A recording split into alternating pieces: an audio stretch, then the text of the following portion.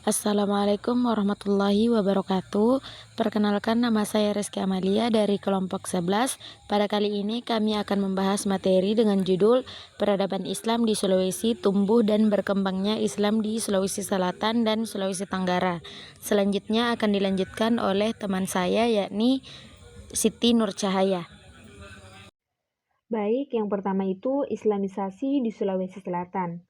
Sebelum lanjut lebih jauh, terlebih dahulu kita harus mengetahui apa sih itu Islamisasi. Islamisasi adalah proses penyebaran dan penerimaan Islam dalam suatu masyarakat atau wilayah. Jadi, Islam masuk ke Sulawesi Selatan lebih lambat dibandingkan dengan daerah lain seperti Sumatera, Jawa, Kalimantan, dan Maluku. Proses kedatangan Islam di wilayah ini dimulai oleh pedagang Muslim dari Arab dan India yang berperan sebagai perintis dakwah Islam. Ketika Portugis tiba di Sulawesi pada tahun 1570, mayoritas penduduk belum memeluk Islam dan sejarawan Portugis Tom Viras mencatat bahwa sekitar 50 kerajaan di Sulawesi masih menyembah berhala. Selanjutnya, tokoh-tokoh utama. Tokoh penting dalam penyebaran Islam di Sulawesi Selatan adalah Datuk Talu atau tiga datuk dari Minangkabau. Mereka adalah yang pertama, Datuk Ribandang atau Abdul Makmur, beliau mengajarkan syariat Islam. Kedua itu, Datuk Patimang atau Sulaiman, menyebarkan tauhid. Yang ketiga, Datuk Kritiro atau Abdul Jawad, beliau mengembangkan tasawuf. Ketiga ulama ini tiba di Makassar dan merancang strategi dakwah sebelum mulai menyebarkan ajaran Islam. Selanjutnya itu Islamisasi di kerajaan. Jadi ada 8 kerajaan. Yang pertama Kesultanan Luwu, kerajaan pertama yang menerima Islam melalui Datuk Talu dengan penguasanya Lapatiware Daeng Parabung menjadi Sultan Muhammad Walul Mudaruddin pada 1605. Kedua itu Kesultanan Goa, kerajaan yang memiliki kekuatan militer dan politik dipimpin oleh Sultan Alauddin setelah masuk Islam pada tahun 1607. Yang ketiga, Kesultanan Talo atau Kerajaan Kembar Goa, penguasanya Karaeng Matoaya masuk Islam dan berganti nama menjadi Sultan Abdullah Awalul Islam. Yang keempat, Kesultanan Bone menolak Islamisasi awalnya, tetapi akhirnya menerima Islam pada tahun 1611. Yang kelima, Kerajaan Wajo memeluk Islam pada tahun 1610 setelah pengaruh dari Goa Tallo. Keenam, Kerajaan Sopeng, salah satu kerajaan Bugis yang awalnya menolak, tetapi akhirnya menerima Islam. Kemudian, 7. Kesultanan Buton berperan dalam pendidikan Islam di Sulawesi Tenggara, membangun madrasah dan pesantren. Kedelapan, Kesultanan Luwu disebut sebagai pusat mitos Sulawesi Selatan dan menjadi titik awal penyebaran Islam. Poin selanjutnya yaitu metode penyebaran Islam. Jadi ada 5 metode yang digunakan. Yang pertama itu melalui istana. Para ulama mendekati raja-raja seperti Raja Goa dan Raja Tallo, yang kemudian memeluk Islam dan menjadikannya agama resmi kerajaan. Setelah itu, rakyat mengikuti keputusan rajanya. Yang kedua, melalui politik. Islamisasi diperkuat melalui perjanjian politik antara kerajaan Goa Tallo dengan kerajaan lain di Sulawesi. Kerajaan yang menolak Islam seperti Bone, Wajo, dan Sopeng akhirnya menerima Islam setelah peperangan dengan Goa. Yang ketiga itu melalui adat dan budaya. Islam disesuaikan dengan adat Bugis Makassar seperti falsafah, ada, rafang, wari, dan bicara, sehingga ajaran Islam lebih mudah diterima oleh masyarakatnya. Kemudian 4.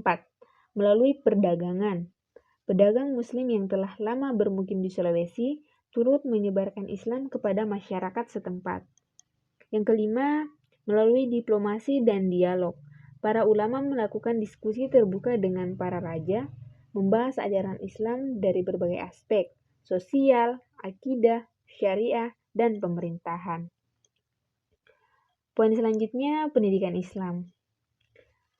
Pada abad ke-13, Islam mulai diperkenalkan melalui jalur perdagangan oleh pedagang Arab dan Persia. Abad ke-17 dan 18, Kesultanan Goa dan Kesultanan Buton mendirikan madrasah dan pesantren, dengan ulama berperan sebagai pendidik utama. Ketiga itu masa kolonial. Pendidikan Islam menghadapi tantangan dengan kolonial Eropa, tetapi tetap bertahan berkat kegigihan para ulama. Yang keempat, abad ke-20. Pendidikan Islam mengalami pembaruan dengan munculnya madrasah modern seperti Madrasah Amiriyah Islamiyah di Bone 1933 yang menggabungkan ilmu agama dengan pengetahuan umum. Selanjutnya, Islamisasi Sulawesi Tenggara.